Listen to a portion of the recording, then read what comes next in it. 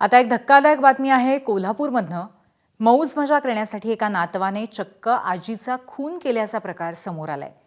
चहात विष घालून नातवाने केली चुलत आजीची हत्या. ही घटना कोल्हापुरात घडली आहे.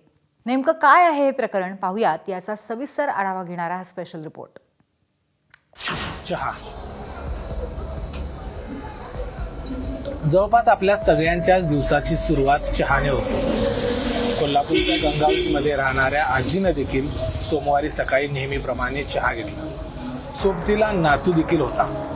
मात्र आजीला हे माहिती नव्हतं की आपल्या हातात दिलेला चहा नव्हे तर विषाचा प्याला होता.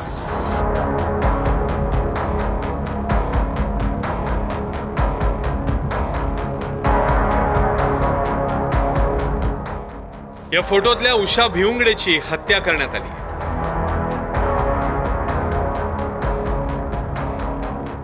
चहाच्या नावाखाली त्यांना विष पाजण्यात आलंय आणि हा घात करणारा दुसरा तिसरा कोणी नसून उषा यांचा नातूच आहे.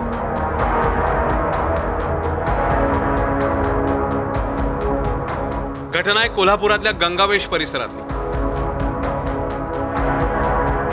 पतीचं निधन झाल्यानंतर वयोवृद्ध उषा भिवंगडे एकट्याच राहत होत्या.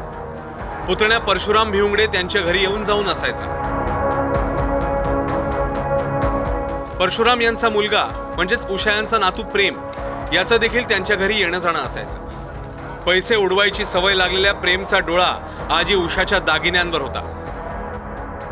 सोमवारी संधी साधत प्रेमने उषा यांना चहातून विष दिलं. उषा यांचा मृत्यू नैसर्गिकरित्या झाल्याचा बनाव रचण्यात आला.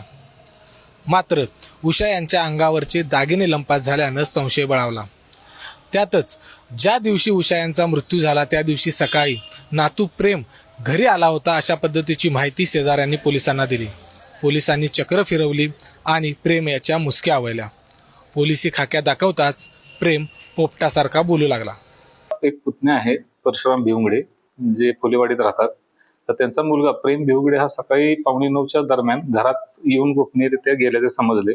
त्या चौकशीत त्यानं कबूल केलं की मी आजीला विष देऊन चहातनं विष देऊन मारलं आणि त्यानंतर ते दागिने घेऊन पळून गेलेलो आहे अशी त्यानं कबुली दिली आहे.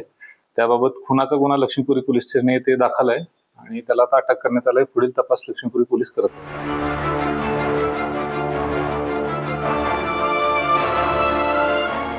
ज्या नातवाकडे आजी आधाराची काठी म्हणून पाहत होती त्याच नातवाने दागिन्यांसाठी आजीचा घात केला. या घटनेने कोल्हापुरात एकच खळबळ उडाली. विजय केसरकर, एबीपी माझा, कोल्हापूर. एबीपी माझा, उघडा डोळे बघा नीट.